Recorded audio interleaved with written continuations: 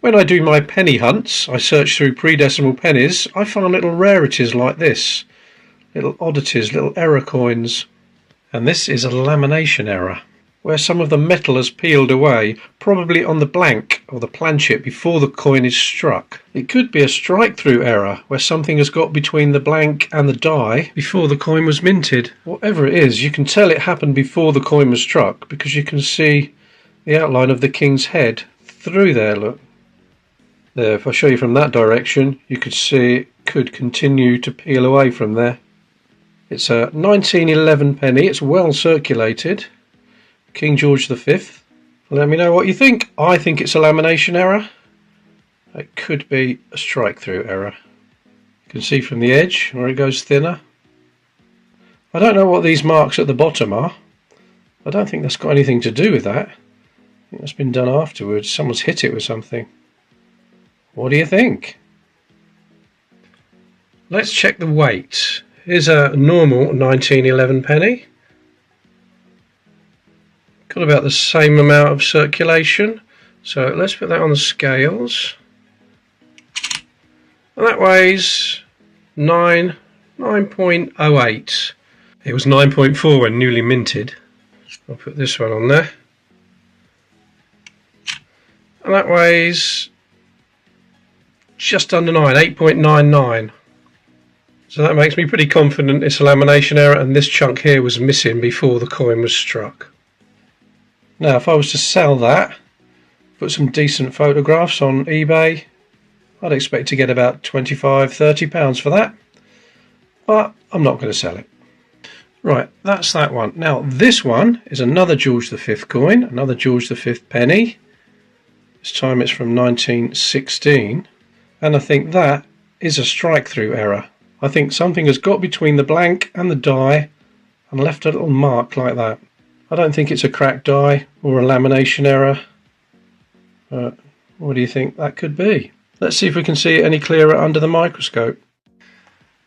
There, you can see the outline of it there, and the coin has been struck by whatever that is was in place. Probably a little bit of metal, a bit of paper, a little bit of wood, something like that. Got between the coin and the die, or the blank and the die before it was struck. You may have a different opinion. Please put it in the comments. That's that one. Next one is this. It's a jersey, 1/12 of a shilling. No errors or anything on this. It's just the oldest jersey one I've found. In Victoria, 1877. A little bit of damage down there, but we can see the H mint mark. It was made at Ralph Heaton & Son in Birmingham. The Birmingham Mint.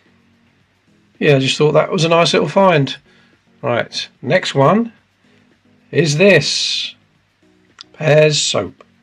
And it's been stamped onto an 1855 10 centimes coin from France. Pears soap advert. Okay, a little bit of info.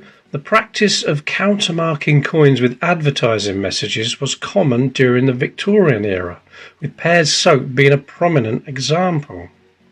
Pears soap, known for its transparent soap, utilised a unique marketing tactic by countermarking French 10 centime coins with its brand name. The company capitalised on a loophole in British law, where defacing English coins was illegal, but foreign coins were not subject to the same restrictions. By circulating these countermarked coins, Pears soap gained a widespread visibility and brand recognition without incurring direct advertising costs. Pears soap coins are now considered valuable collectibles by coin collectors and enthusiasts of heuristic. Yeah, whatever. Yeah, just read it. Yeah, numismatists and enthusiasts, they're hard words to say, you know, for me anyway. I'm not sure how the company put them into circulation. They must have just given them out to people and then they found their way into circulation. Surely they didn't try and spend them illegally. People that were given them might have done, but surely the company didn't. They're virtually the same size as the penny, just slightly smaller, fractionally smaller, so they could have easily been palmed off as an original coin.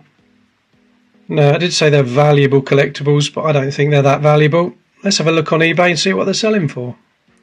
So I'll put Pears soap 10 centimes coin in the search box. We've got one there, $4.95 by it now. 5.92. That's not a very good picture, is it? One there for £10.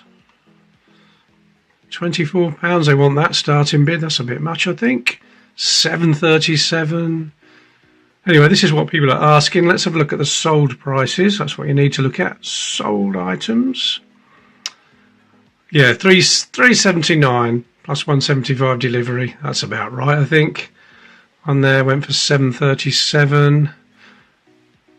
Well, look at this one. That went for £3.15, but you've got to watch this. £11.90 delivery charge from the United States. It's far too much. 4.19. Yeah, you can pick them up quite easily. They're not that valuable, but it's a nice little antiquity. All right, I'll put that down there. I've got another one here, a bit of advertise on it. Le Picotin Aperitif, whatever that is. But that has been done on a British coin, so that would have been illegal. An 1865 penny. And you can tell by how much it's worn on this side, just here. It must have been done when the coin was quite new. But what's a Picotin Aperitif? Anyone know what that is? I've got another one here with some stamped letters on it. Now this one just says London made, 1928 penny. I don't think that's anything to do with advertising. I don't know why someone would do that. It's double struck on the London. Don't know what that's all about. Put that one down there and grab another one. It's Edward VII and it's the 1909 dot penny. Yep, 1909, and if we look up there we can see a little dot. A dot like a full stop to the top and the right of the N. Quite a well-known error, this one, just caused by a crack in the die, but it's become very collectible. So let's have another look on eBay and see what these are selling for. Right, I put 1909 dot penny in the search box, but these are all prices that people are asking, so we don't want that. We want to go and look at sold items. Boom, there we go. Okay, just the one. £99.99, £99.95 I should say. Seems a bit steep. Can we even see the dot? God, just about on that one. Just about see it. Pretty bad photographs, but you can see it there. £99.95 that sold for. I think that's a bit much. I think you get it cheaper than that. It does say all best offer, so maybe it went cheaper than that. What's that condition like? Oh, it's in a little box. There he is. I think this one could be in a slightly better condition, but hard to tell because of the photo quality. I think if you looked around you could probably get one of these for £50, something like that. I think 99 is pretty steep. But that was a nice find. If you've got some 1909s, have a look, see if you've got that little dot there next to the N. Right, can go there. What else we got here? Oh, it's just got an R on it, that one.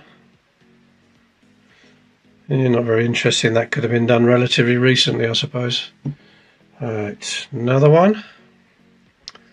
Oh, another stamped coin. This time it says 586B. Same on that size, I think, yep. 586B. That could have been personal to someone, I suppose. Some tally number or something. Tag number. 1914. George V. Alright, next one. What we got here? 1916. That's another George V. And that one is definitely a lamination error. That's where the planchet or the blank was disintegrating before the coin was struck. You can see it goes all the way up there. Quite a nice little example, that one. 1916. All the way along there. You can even see a little bit of flaking on the edge. Definitely a blank error, that one. A planchet error. Quite nice. I don't know what the value of that would be. If I put that on, good photographs, maybe £10, maybe even 20. It's quite a good example. I get a lot of messages, people saying, oh, I've got this coin, I've got that coin, please help me sell it. But I don't sell coins, so I'm the worst person to ask. I give them away sometimes, but I don't sell them. I just say, eBay. Right, this one here then, what we got? 1939. Oh yes, I remember finding that. Probably someone just experimenting with their engineering equipment. No value in that one. I remember finding this one and thinking, oh my god, I found something amazing. Look at that, look at the date. I thought, wow, it's been minted without the last digit. But when you catch the light, you can see someone's ground it away, haven't they? In the distant past. Probably when the coin was relatively new. You can see that some angles just could look like a 9. Definitely not an error. Human interference is what that one is. But I remember being quite excited when I found it, so I'll keep it, I think. Okay, next one is an 1890 penny. Queen Victoria. It's pretty worn, but let's have a look at the date. Now, you should be able to see there that the 9 and the 0 are lower than the 1 and the 8. Now, if I put a normal date on top, you can see all the digits are level. Let me freeze that. And on the bottom one, you can see the 9 and the 0 are lower. Let's put lines across. See it more clearly there now. There we are. It's a relatively new discovery. Let me know if you've got one. Don't think anyone knows how rare it is yet. There might be a lot about and no one's discovered them. Did find this in a hunt, but I didn't realise I'd found it at the time. So I'd be interested to know if anyone else has found one of these. Put that there. One more. Is this George V coin again? Now what year is that? No idea. Right, let's weigh that. So we know it was 9.4 grams when minted, and that weighs 6.52 grams. So we can be pretty sure it wasn't minted like that. And look at the edge of a normal one, and then I bring that one in, you can see it's half the width. I wonder if they started the process of making a double-headed coin by sticking another one on there, on that side. We'll never know.